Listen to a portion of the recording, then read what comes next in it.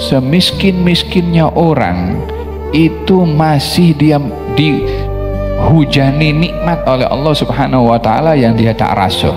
Tapi karena dia sentiasa mencari yang belum dapat, maka dia sentiasa merasa susah, merasa kurang, merasa tak cukup. Apa sebabnya? Sebab yang difikirkan nikmat yang belum dia dapat. Tapi kalau dia melihat kepada nikmat yang sentiasa diberikan oleh Allah, wa in ta'uddu ni'matallahi la tuhsuha. Kalau kamu ingin menghitung nikmat Allah, maka kamu tidak mampu menghitungnya. Oleh sebab itu, mensyukuri nikmat Allah Subhanahu wa taala adalah satu sikap sopan kepada Allah Subhanahu wa taala, dan tidak komplain kepada Allah, dan tidak merasa kurang ke atas apa yang diberi oleh Allah Subhanahu wa taala kepada seseorang. Apa manusia akan ingkar kepada Allah Subhanahu wa taala daripada segala nikmat yang diberikan oleh Allah? Berapa banyak itu dalam Al-Quran Allah Subhanahu wa taala berfirman, fabi ayyi ala'i rabbikuma tukadziban. Dengan nikmat yang mana lagi yang Allah berikan kepada kamu yang kamu dustakan? Diulang-ulang berkali-kali oleh Allah, tanya nikmat yang didustakan oleh manusia atau jin. Jadi melihat kepada nikmatnya Allah ini terlalu luas, terlalu besar, dan manusia wajib bersyukur dengan nikmat Allah Subhanahu wa taala, dan jangan sekali-kali membandingkan dengan orang lain akan nikmat yang tidak ada pada dirinya. نوينا التعلم والتعليم تذكر والتذكير والنفع والاندفاع والإفادة والاستفادة والحث على التمسك بكتاب الله وسنة نبيه والدلالة إلى الخير والدعاء إلى الهدى ابتغاء مرضات الله وقربه وثوابه آمين اللهم آمين. Masih kita dalam tadabbur surat Ibrahim ayat yang ke-28, alam tara ilal ladzina baddalu ni'matallahi kufran. Tidakkah kamu mengetahui dan melihat orang-orang yang menggantikan nikmatnya Allah dengan kekufuran, sehingga dengan itu wa ahallu qaumahum daral bawar, sehingga perubahan akan nikmat itu membawa kaum mereka kepada kebinasaan. Al-bawar, kebinasaan. Ayat berbicara tentang nikmatnya Allah. Nikmat Allah terbagi kepada 3 bahagian. Ada nikmat yang kita rasa, ada nikmat yang kita nanti belum kita dapat, dan ada nikmat yang tidak kita rasa. Ada, tapi kita tidak merasakan. Nikmat yang kita rasa bila kita meminta sesuatu dan diberi oleh Allah Subhanahu wa taala, maka itu nikmat yang kita rasa. Nikmat yang kita minta tapi belum diberi dan kita berharap, berprasangka baik kalau Allah akan memberi, maka itu nikmat yang kita nanti, yang kita tunggu pemberiannya, pun itu juga nikmat. Yang ketiga adalah nikmat yang kita tidak rasa. Nikmat yang kita tidak rasa yang setiap hari Allah Subhanahu wa taala berikan kepada kita tanpa kita mengingatinya. Nikmat nyawa, nikmat oksigen, nikmat bergerak, nikmat mata, nikmat telinga, nikmat pergerakan, nikmat mulut boleh bercakap, nikmat mulut boleh makan, maaf cakap, hatta nikmat buang air pun juga. Semua itu adalah nikmat yang diberikan oleh Allah Subhanahu wa taala tanpa seseorang itu mengingatinya selalu. Kenapa kita maaf cakap kalau kita lepas daripada buang air kecil atau buang air besar? Kita keluar, kita alhamdulillah, kita bersyukur kepada Allah, mengatakan ghufranak, alhamdulillah alladzi adhaba 'anil adha wa afani. Segala puji bagimu ya Allah yang telah menghilangkan kepada aku hal-hal yang mengganggu aku. Ya subhanallah, keluar bilik air bersyukur kepada Allah Subhanahu wa taala. Fahim? Betapa banyak nikmat yang Allah berikan namun tidak diingati oleh manusia, karena sentiasa nikmat itu macam dah sebati, oksigen dan macam-macam nikmat yang ada ya. Nikmat kita bergerak, nikmat kita berfikir, nikmat kita berkeluarga, nikmat. Jadi semiskin-miskinnya orang itu masih dia dihujani nikmat oleh Allah Subhanahu wa taala yang dia tak rasa. Tapi karena dia sentiasa mencari yang belum dapat, maka dia sentiasa merasa susah, merasa kurang, merasa tak cukup. Apa sebabnya? Sebab yang difikirkan nikmat yang belum dia dapat. Sebab yang difikirkan dibandingkan nikmat yang ada pada orang lain yang lebih kaya daripada dia. Tapi kalau dia melihat kepada nikmat yang sentiasa diberikan oleh Allah, wa in ta'uddu ni'matallahi la tuhsuha. Kalau kamu ingin menghitung nikmat Allah, maka kamu tidak mampu menghitungnya. Oleh sebab itu, mensyukuri nikmat Allah Subhanahu wa taala adalah satu sikap sopan kepada Allah Subhanahu wa taala dan tidak komplain kepada Allah dan tidak merasa kurang ke atas apa yang diberi oleh Allah Subhanahu wa taala kepada seseorang. Fil hadis, walaupun dalam sanadnya ini ada dhaif, di akhir kiamat nanti ini setiap orang itu akan dibawa olehnya untuk dipertanggungjawabkan tiga kotak. Satu, kotak amal baiknya yang dilakukan diisi di situ. Yang kedua, amal maksiatnya. Yang ketiga, kotak nikmat Allah Subhanahu wa taala yang mesti ditunaikan haknya. Jadi amal soleh, dosa, dan kotak lagi satu nikmat. Pertama yang akan dihisab oleh Allah Subhanahu wa taala nikmat yang Allah kasih. Diambil daripada kotak nikmat ini, nikmat yang paling kecil, yang paling rendah untuk pertanggungjawaban kepada manusia itu. Ingin dilihat sejauh mana manusia bertanggung jawab kepada nikmat Allah yang paling rendah. Maka dikeluarkan nikmat Allah yang paling rendah, ditimbang dengan kotak yang isinya amal soleh. Satu kotak itu isinya amal soleh. Ditimbang, mana lebih tinggi, yang lebih berat? Adakah amal solehnya sehingga boleh cover nikmat yang Allah berikan sebagai tanda syukurnya, atau lebih berat nikmat yang belum tertunai syukurnya ketika ditimbang dengan amal solehnya? Ternyata kotak yang isinya amal soleh itu ketika ditimbang dengan nikmat yang paling rendah daripada nikmatnya Allah, masih lebih berat nikmatnya Allah yang belum tertunai dengan satu kotak amal soleh, dan itu sekecil-kecilnya nikmat, belum lagi sebesar-besarnya nikmat, belum lagi kotak maksiat itu yang belum ditimbang.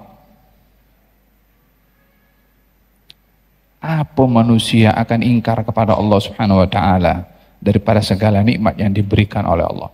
Berapa banyak itu dalam Al-Quran Allah Subhanahu wa taala berfirman, fabi ayyi ala'i rabbikuma tukadziban. Dengan nikmat yang mana lagi yang Allah berikan kepada kamu yang kamu dustakan? Diulang-ulang berkali-kali oleh Allah, tanya nikmat yang didustakan oleh manusia atau jin. Jadi melihat kepada nikmatnya Allah ini terlalu luas, terlalu besar, dan manusia wajib bersyukur dengan nikmat Allah Subhanahu wa taala, dan jangan sekali-kali membandingkan dengan orang lain akan nikmat yang tidak ada pada dirinya. Kata ulama mengatakan syukur itu qaidun lil mawjud wa saydun lil mafqud. Syukru qaidun lil mawjud wa saydun lil mafqud. Syukur itu yang mengikat nikmat yang ada. Syukur itu umpan untuk nikmat yang belum ada. Artinya orang yang bersyukur akan nikmat yang ada akan dipelihara oleh Allah. Yang kedua, orang kalau bersyukur, nikmat yang lain akan diberi oleh Allah Subhanahu wa taala. Bukan hanya yang ada dipelihara, tapi yang belum ada akan diberi. Dengan apa? Dengan syukur. Hatta nikmat kita tak sama dengan orang lain. Hatta orang lain jauh lebih nikmat daripada kita. Yang kita syukuri itu yang akan ditambahkan oleh Allah. Inilah yang Allah firmankan dalam Al-Quran, wa idh ta'adzana rabbukum la in syakartum la azidannakum wa la in kafartum min adzabi lasyadid. Tuhanmu mengisytiharkan kepada kamu, kalau kamu bersyukur Allah akan tambah. Nah, kalimat Allah akan tambah, yang ada itu kekal, kemudian ditambahkan. Kalau ditambah yang ada tak kekal, namanya tak ada tambahan lah. Yang ada itu kekal, ditambahkan lagi. Oleh sebab itu syukur dikatakan qaidun lil mawjud wa saydun lil mafqud. Pengikat yang ada, umpan kepada yang belum ada. Dengan demikian tidak ada hidup itu akan dirasa nikmat tanpa syukur kepada Allah Subhanahu wa taala. Dalam ayat ini Allah berbicara tentang nikmatnya Allah. Katanya, tidakkah kamu melihat orang-orang yang menggantikan nikmatnya Allah dengan kufur? Maksudnya orang yang tidak bersyukur dengan nikmat. Nikmat yang dimaksudkan di sini adalah diutusnya Nabi Muhammad sallallahu alaihi wasallam. Nikmat yang dimaksudkan di sini adalah nikmat iman. Allah Subhanahu wa taala hantarkan Nabi Muhammad ke orang-orang Mekah. Namun orang Mekah enggan untuk menerima nikmat Allah Subhanahu wa taala yang diberikan kepada mereka. Apa yang berlaku? Karena mereka kufur nikmat, maka mereka dibinasakan oleh Allah Subhanahu wa taala. Inilah ancaman orang yang tidak mensyukuri nikmatnya Allah. Orang yang tidak bersyukur dengan nikmat Allah itu terdedah kepada azab, imma di dunia wa imma di akhirat. Orang yang tidak bersyukur di dunia, azab yang paling berbahaya kepadanya adalah azab istidraj. Apa itu azab istidraj? Orang yang diberi nikmat tidak bersyukur dan dia menggunakan nikmat untuk hal-hal yang mungkar, hal-hal yang maksiat. Tapi Allah tambahkan lagi nikmat kepada dia. Bagi dia, aku buat maksiat, Allah bagi aja nikmat kepada aku. Dia tak tahu azab namanya istidraj. Apa itu azab istidraj? Orang yang melakukan hal-hal yang tidak baik lagi dimudahkan oleh Allah untuk dia berbuat yang tak baik. Bila tiba masa untuk diazab, akan dihancurkan sehancur-hancurnya. Yang ia lebih dahsyat berbandingkan orang yang buat maksiat lalu dihukum seketika oleh Allah Subhanahu wa taala.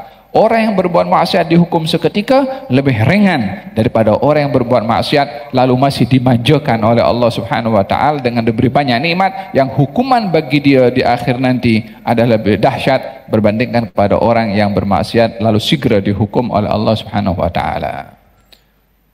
Allah berfirman dalam Al-Qur'anul Karim, kamu jangan menyangka orang-orang yang diberi nikmat oleh Allah Subhanahu wa taala dan melakukan kerosakan merajalela, annama numli lahum huwa khairun lahum. Jangan kau menganggap dibiarkan oleh Allah itu membawa kebaikan kepada dia. Macam yang berlaku dengan di Palestina sekarang, ya kan? Kelompok macam-macam dengan mereka punya kekejaman. Kadang-kadang orang bertanya, mana pertolongan Allah, ya kan? Orang semua bertanya. Jangan dikira itu kita itu lebih punya gairah kepada saudara-saudara kita di sana lebih daripada Allah, yang mana mereka itu hambanya Allah. Allah itu lebih menyayangi kepada hambanya lebih daripada seorang ibu kepada anaknya.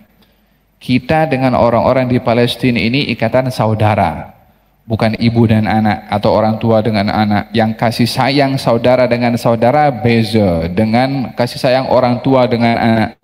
Kalau kasih sayang tertinggi itu orang tua dengan anak, Allah itu lebih sayang kepada hambanya lebih daripada orang tua kepada anak.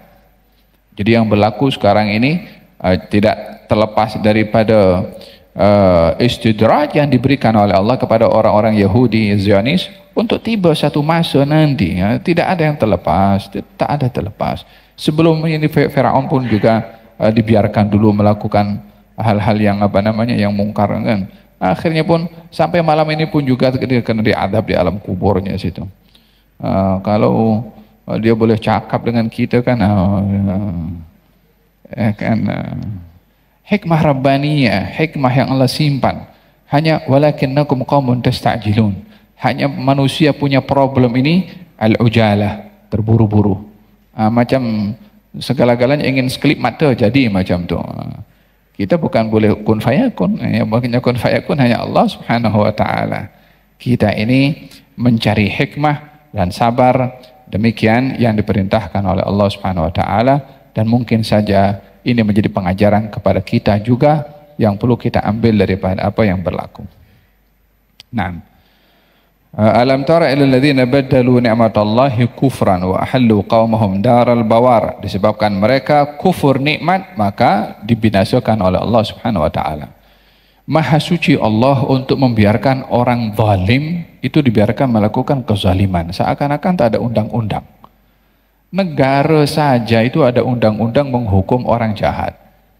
Mana ada negara kalau tak ada undang-undang? Ya kan, kita di sini kan macam-macam undang-undang. Ya kan? Apa tujuannya? Supaya mereka dapat hak masing-masing dan tak ada siapa dizalimi oleh yang lain. Kalau manusia punya undang-undang, Tuhan tak punya undang-undang kan? Ada undang-undangnya. Cuma undang-undang Tuhan tidak sama dengan manusia. Manusia boleh menghukum di dunia, manusia tak boleh menghukum di akhirat. Allah punya undang-undang, di dunia orang boleh hukum, di akhirat pun juga sama. Fahimtum? Walihada di dalam Al-Quranul Karim Allah Subhanahu wa taala mencontohkan beberapa contoh orang diberi nikmat oleh Allah, kalau tidak bersyukur akan dihukum. Dalam hadis, innallaha yumli lidzalim, Allah itu menunda untuk menghukum kepada orang zalim. Kalau sudah tiba waktu untuk diadab, lam yuflithu, tak akan miss daripada hukumannya Allah Subhanahu wa taala, tak akan terlepas. Daraballahu mathalan qaryatan kanat aminatan mutmainnatan ya'tiha rizquha ragadan fakafarat bi an'amillah fa'adaqahumullahu libasal khaufi wal ju'i bima kanu yasna'un. Allah memberikan perumpamaan satu negeri diberi aman, diberi nyaman, tentram, damai, rezekinya melimpah ruah. Penduduk negeri kufur nikmat, kufur nikmat aman dengan kufur nikmat subur ekonomi, subur tanaman. Ini kufur nikmat. Allah pakaikan mereka pakaian takut dan lapar sebab perbuatan mereka.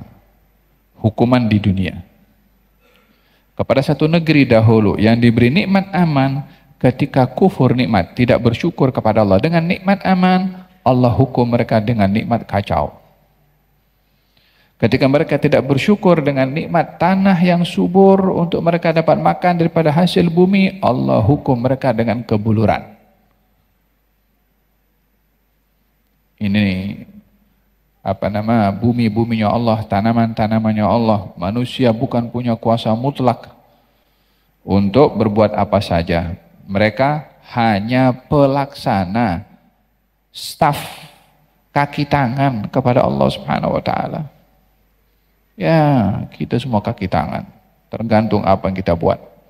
Gajinya ada, cuman tak sama. Kadang-kadang kerjanya sama, gaji tak sama, bergantung kepada nawaitu dan kecakapan kita dalam bekerja. Fahim tuan? Alam tara ila alladziina baddalu ni'matallahi kufran wa ahallu qaumahum daral bawar. Ini hukuman orang yang kufur nikmatnya Allah. Apa hukumannya? Jahannam yaslawnaha. Neraka Jahannam yang mereka masuk. Neraka ini ada beberapa nama. Ada neraka Jahannam, ada neraka Jahim, ada neraka Ladha, ada neraka Hutamah, ada neraka Wail, ada neraka Saqar. Nama-nama neraka ini berbeza-beza karena darakat penderitaannya pun juga berbeza. Dikatakan bahwasanya yang paling berbahaya itu di neraka Jahannam. Yang paling berbahaya neraka Jahannam. Jahannama yaslawnaha. Neraka Jahannam yang mereka akan masuk.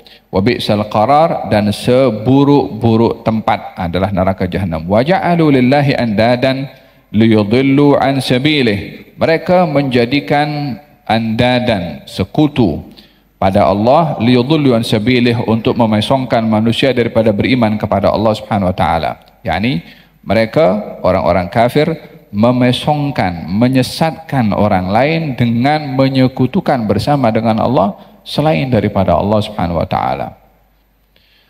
Usaha propaganda untuk menjauhkan manusia daripada Tuhannya, menjauhkan hamba daripada yang menciptakan mereka. Mereka bukan hanya kufur untuk diri mereka, tapi mereka mengajak orang lain untuk kufur, dakwah pada kekufuran. Dan kufur ini muncul kemudian. Artinya Allah tidak menciptakan manusia dalam keadaan kufur, semua dalam keadaan iman. Kufur itu muncul kemudian. Bila munculnya kekufuran? Di zaman Nabi Nuh alaihissalam. Sebelum Nabi Nuh, manusia itu ada melakukan maksiat, tapi belum ada yang kufur. Di zaman Nabi Nuh ada kekufuran.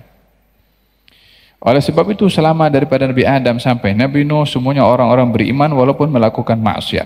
Ada. Tapi zaman Nabi Nuh bermula kekufuran seperti mana diuraikan oleh Allah Subhanahu wa taala dalam surat Nuh, katanya Rabbi la tadhar 'alal ardi minal kafirina dayara innaka in tadharhum yudhillu ibadaka wa la yalidu illa fajiran kafara. Katanya, wahai Tuhanku, jangan kau sisakan daripada muka bumi ini seorang pun daripada mereka orang-orang kafir. Itu ramai orang kufur. Ketika dibinasakan semuanya oleh Allah kecuali yang ada dalam bahtera, semuanya orang beriman, maka kembali lagi bumi ini dihuni oleh orang-orang yang beriman. Muncul lagi kekufuran kemudian. Jadi tidak ada kufur itu daripada awal. Kufur itu ciptaannya manusia. Tapi iman ciptaannya Allah pada manusia. Kekufuran ciptaan manusia untuk menyesatkan manusia. Mereka orang-orang kafir Quraisy waktu itu bukan hanya sesat untuk diri mereka, tapi mengajak orang lain untuk melakukan kesesatan dan melawan kepada baginda Rasulullah, dan bahkan ingin membunuh kepada baginda Rasulullah, karena selagi kebenaran itu ada maka kekufuran akan terancam. Selagi kebenaran ada, kekufuran akan terancam. Iman selagi ada, kufur akan terancam. Kebenaran selagi ada, kebatilan akan terancam.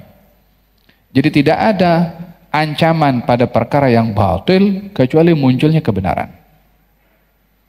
Tetapi bila kebenaran tidak muncul, orang akan keliru, yang batil akan jadi hak, yang mungkar akan jadi ma'ruf.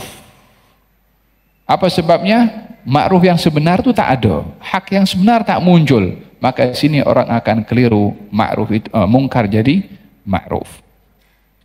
Kepada mereka yang mempunyai propaganda, zaman sekarang ini adalah zaman orang menyesatkan orang lain melalui media sosial, melalui campaign hal-hal yang batil, LGBT dan seumpamanya, dengan macam-macam simbol, macam-macam slogan, dengan dasar kebebasan, dengan dasar hak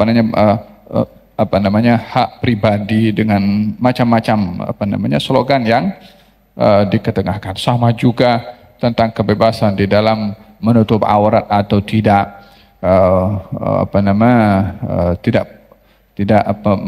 mengindahkan hal-hal yang hukum hakam syarak. Kadang-kadang orang kan orang tak pakai tudung, tapi dia pergi sholat, lepas sholat buka tudung balik, ya kan? Yang at least paling tidak aku sholat, katanya begitulah, daripada orang pakai tudung tapi tak sholat, katanya begitu. Mana lagi baik, orang tak pakai tudung tapi sholat, dengan orang pakai tudung tapi tak sholat? Mana yang lebih baik?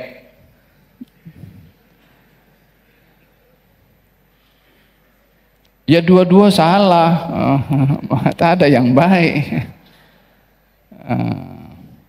Yang satu baik pada sholatnya, tak baik pada tak pakai tudungnya. Yang satu baik pada pakai tudungnya, tak baik pada tak sholatnya. Dua-dua tak baik, mana boleh dibandingkan. Kalau nak bandingkan baik dan tak baik itu, biar jelas yang satu 100% baik, yang satu 100% tak baik, barulah elok itu perbandingan. Faham tom? Wah, kadang-kadang, biarlah itu kebebasan aku. Nanti kamu ini salah menurut agama. Agama aku punya juga. Dia kata kadang-kadang kalimat-kalimat seperti ini untuk menunjuk kebebasan dan menentang hanya untuk mempertahankan sikap baik kalau dia mengaku ya doakan saya supaya boleh insaf satu hari saya pakai tudung. Kan elok lah macam tu daripada dia kata kebebasan tu. Bukan kebebasan, bukan kebebasan. Anda bukan milik Anda milik Tuhan. Kalau Anda milik Anda sendiri, siapa yang ciptakan Anda? Faham tu? فجهنم يصلونها وبئس القرار وجعلوا لله اندادا ليضلوا عن سبيله قل تمتعوا. Allah berfirman kepada mereka ini yang suka mempropagandakan kesesatan, tamatta'u. Buat apa saja yang kau suka. Nak propaganda dengan media sosial, nak kempen hal-hal yang mungkar, nak sebarkan kebatilan, tamatta'u. Nikmatilah hidup kamu di dunia ini yang sesaat, fa inna masirakum ilan nar. Tapi ketahuilah nasib penghujung kamu pun ke neraka juga. Apa saja kamu nak buat, penghujung kamu neraka. Apa sebabnya? Propaganda kebatilan. Rabbal alamin ya Rahmanu ya Rahim, salli Rabbi wa sallim ala khairil mursalin.